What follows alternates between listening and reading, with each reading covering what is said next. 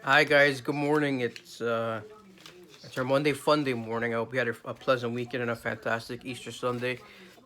My name is Rohit Prakash, and I'm just updating you right before I go into something I do daily for my spiritual to optimize my spiritual being. Uh, as you know, I've been posting these videos up. Today we're on the letter D, so we're going from A, B. Yesterday was C. Today is D. Okay, A was architecture, awareness, and acceptance. B was bright, brave, and believe. C was care, compassion, and compete versus identify. And the three D's today, three D's, very easy to remember, like 3D movies and three-dimensional movies. So the three D's, the acronym is Dharma, direction, and delivery. Okay, Dharma is the nature of reality regarded as a universal truth taught by Buddha. Now, we could use this in our Western and mainstream vocabulary and literature and implement it in our daily lives as Dharma, as what is your truth? What is it about you that deep down to the core you believe in, and how can you implement that? If not in others, just for yourself, for your spiritual and emotional capital well being.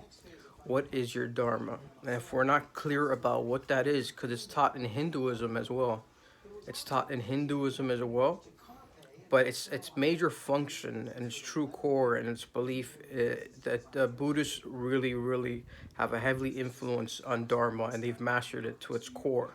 So if you have an opportunity to look at that and you're trying to find some peace, or even if you're not, uh, and I know it could be a type of very mainstream style right now, or it'll probably be a universal style, just like Hinduism and Buddhism. There, you'll always see it. You're gonna always see it, but I want you to know that it's important to, if you don't have a pen and paper to write this down, just take one thing from it. If you're gonna take one thing from this, take Dharma and just write Dharma and look it up. And please, if you would, you'd be doing the Prakash family a tremendous favor. If you look that up and try to, if you're not going to implement it in your life, just try to internalize it for 1 second. And if you internalize it, then you're creating this dynamic and this chemistry of you putting forth some type of effort for your 1 minute of productivity. Okay, and then we're gonna have it's Dharma, direction, and delivery. Direction, which direction is your day gonna go, or how are you doing at that particular moment? If you're being very aware of yourself, right? I know the direction I'm going. I love my bed in my bedroom and everything about it, and the energy and the surroundings around it, the colors, everything. I had the LED lights. I'm waiting for some more to come to be mailed to me, and that's just because the psychology of colors. If you study them, you know certain colors ignite, inspire, and motivate you in different mood sets and different atmospheres. So the directions I go, I typically, when I'm aware about it, I will know. No one really knows anything, but I will know that which direction I'll be wanting to guide myself in. Sometimes you have to you have to have a hiccup before something good happens, right? Like you have to have a little trip before you take your tour. Okay, right before something good happens for many of us, before the positive direction starts, we have to go through a little minute of crap. Crap meaning not so good feeling. Sometimes, for some of us, we're able to just lift up off the ground and soar and go in the direction that our day allows us to, or the day that you, if you don't believe in destiny and you want to take control of your own destiny in your hands, and you want to fly your own plane, be your own pilot, and be your own pilot, then fly your plane, your emotional and spiritual plane, in the direction you want it to. Uh, you also want to make sure that the delivery is the third D. The first D is Dharma. The second D is direction. And the third D is delivery.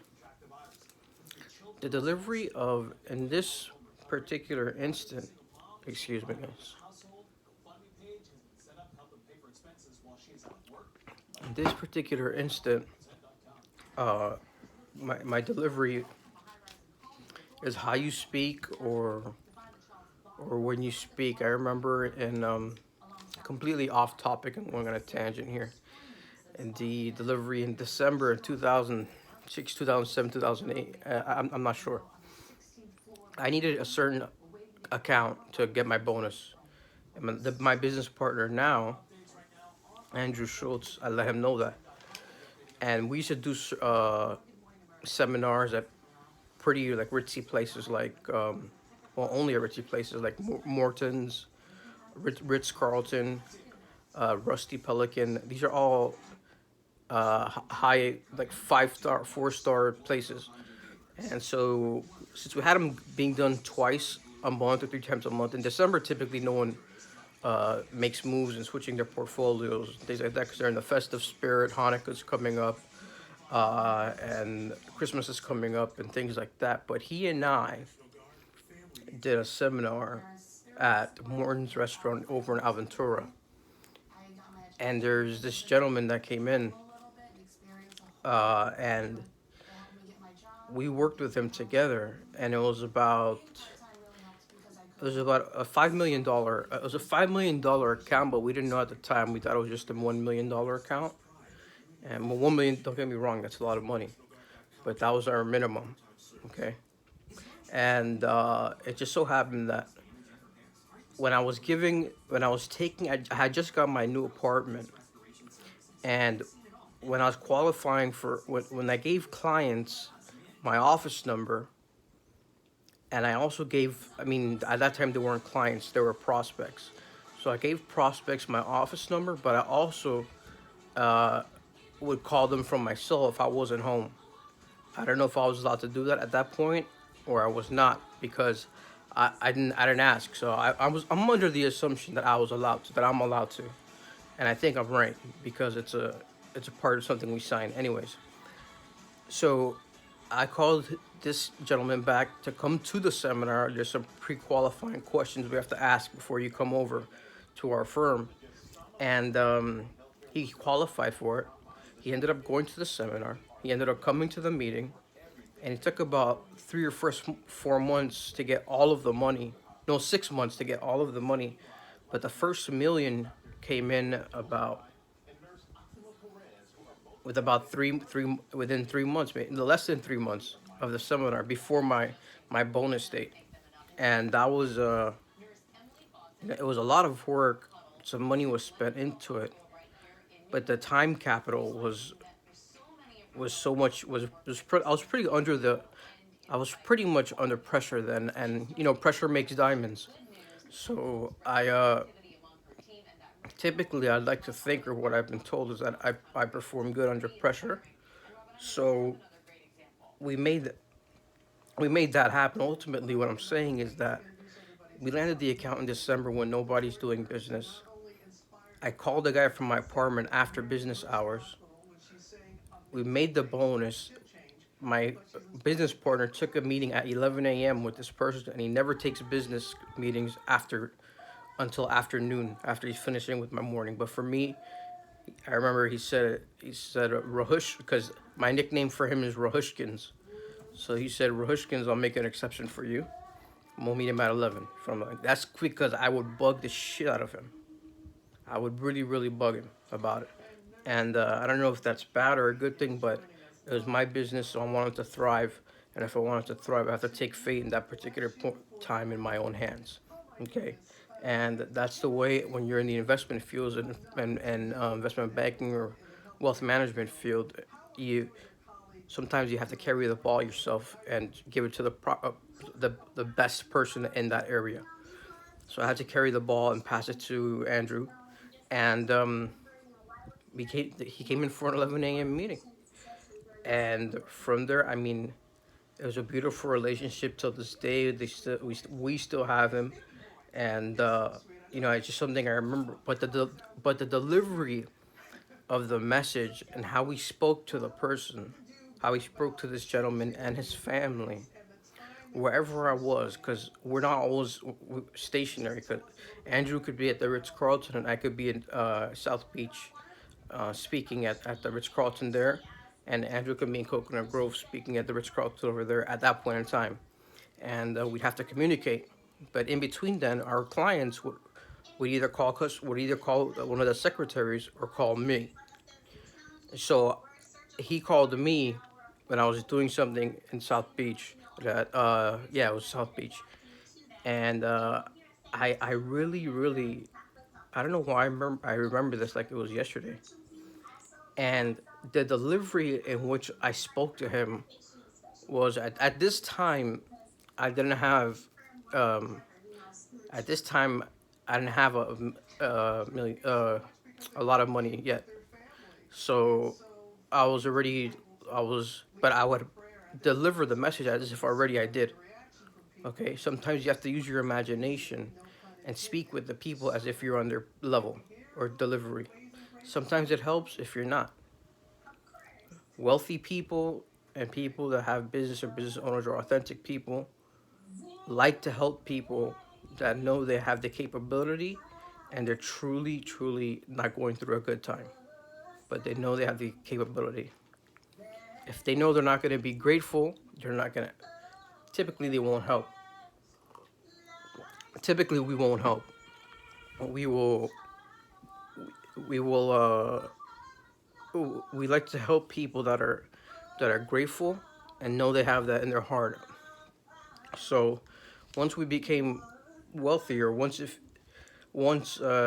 we became once we got that account, uh, that some things happened, and fortunately that they transferred their assets to us, because initially it was just 1 million, and because of the delivery that we and customer service and everything that we did for this person, she ended up bringing up the wife ended up bringing all of her assets from everywhere. I think they were all domestic. I'm not sure.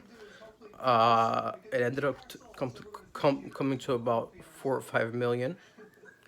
Now it's almost doubled in size, and it's all because of the dharma, the direction, and delivery in which we did it. At the time, I didn't know this.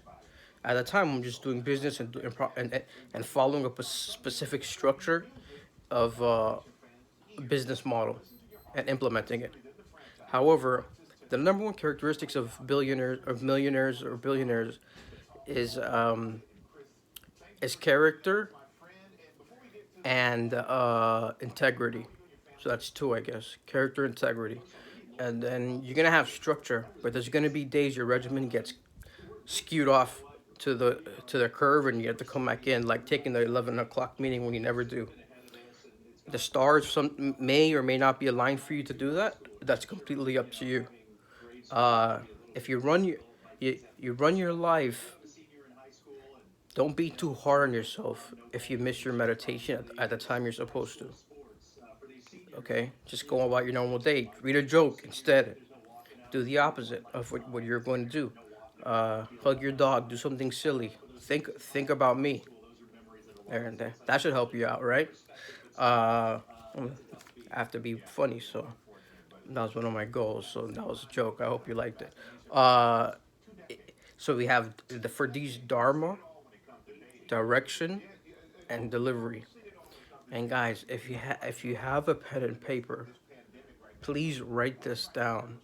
And if you don't, that's completely fine.